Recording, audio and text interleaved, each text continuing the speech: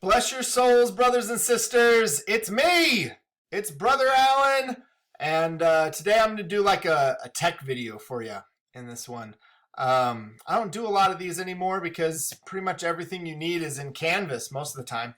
But I want to show you a nice little tool that you can use because I know that you're doing research and you're prepping to put that research into your essays, and you're going to have a references page. So I wanted to show you a way that makes it super easy to do a references page. So here we go. I'm in Google Docs. I love Google Docs, and I use Google Docs in my day job all the time. It's pretty much 100% I've replaced Microsoft Word with Google Docs because everything I can do in Microsoft Word I can now do in Google Docs. And they have this great little tool called the Citations tool. So to get to the Citations tool, I had that bar up. That was the Citations tool. You go to Tools, and then you click on Citations. This is all free, by the way. You don't have to pay for this. You just have to have a Google account, right? And in the Citations tool, it has 3 different versions. I often use MLA with my students in high school, but we're using APA. So you click APA, and then you just add citation sources in here. So let's say, for instance, my topic is pennies, right? Let's get rid of pennies. I hate pennies. So as I'm doing my research, let's say I found this article on the Washington Post. This is a legitimate source that I can use. And I want to use this article. It's like an interview, right, about getting rid of the penny, abolishing the penny in the United States. So all I'm going to do is I'm going to copy that URL.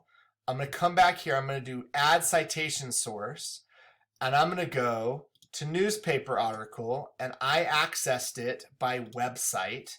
All I do then is I paste the URL and I search for it, and here it is, right? It showed up. So I'm going to click continue. It gives me an opportunity to look through all this stuff. It looks good to me. I'm going to click add citation source. And then it formatted it for me in this little tab, and I have it all in there, right? So now I have that saved for later. And then let's say I went to a database. So these are databases that I have access to because I'm not a student, so I don't have the same databases that you do. But I have opposing viewpoints from Gale, so I looked up one. This one's called Coin Shortage and Pandemic Revives Hope to End the Penny. It was by Jenny Gross in the New York Times. I'll read through this and let's say, oh, I really, really like that.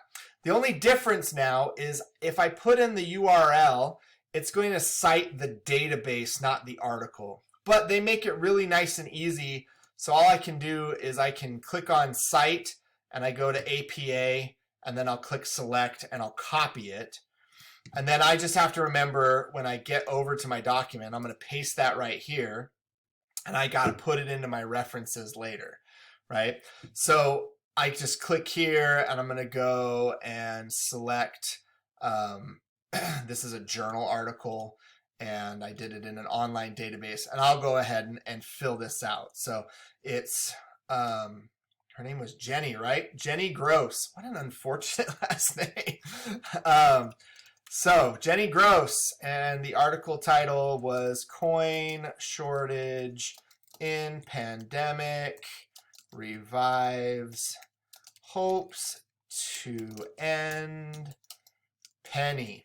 The journal title was Opposing Viewpoints in Context.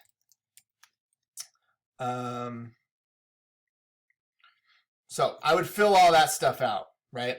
And as I'm looking at it, I probably would need to do the newspaper article, and I got it in an online database. So that would work better, right? That one would be the one. So I would add the citation source. So give me a sec, I'll add it, and then I'll bring you back in.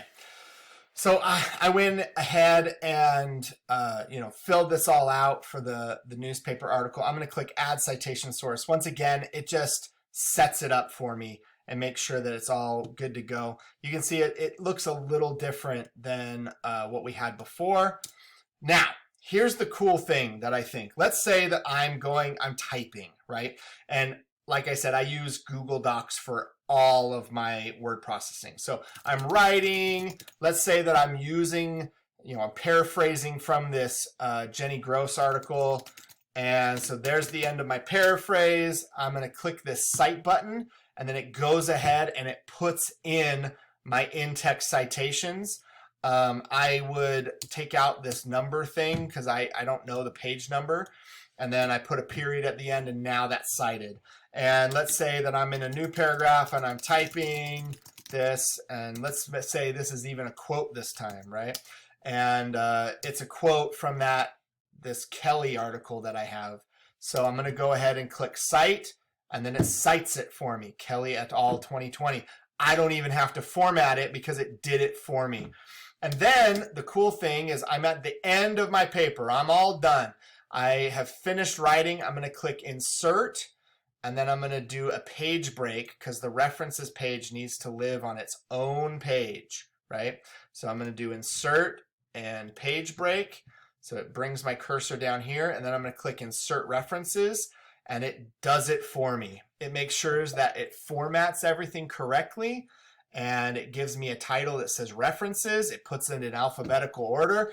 Everything is done for me, and I don't have to do all that much work and make sure that it's always right because the computer did it. So this is an awesome tool. Even if you don't write in Google Docs, you could use this to do your reference page and then copy this and then paste it into your Microsoft Word document. I'm sure that Microsoft Word has something similar to this, but I just really like the Google Docs, and use technology to make sure that you're doing this right, because there's so many times where students, they don't understand the APA style stuff and how to make their reference page work and to do the in-text citations. Just let the computer do it for you. All right, if you have any questions, let me know. Bye, good luck.